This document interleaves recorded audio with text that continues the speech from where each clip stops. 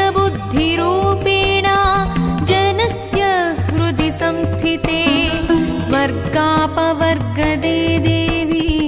नारायणि नमोऽस्तुते कलाकाष्ठादिरूपेण परिणामप्रदायिनी विश्वस्योपरतौ शक्ते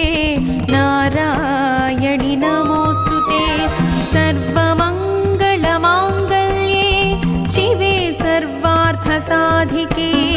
शरण्ये त्र्यम्बिके देवी नारायणि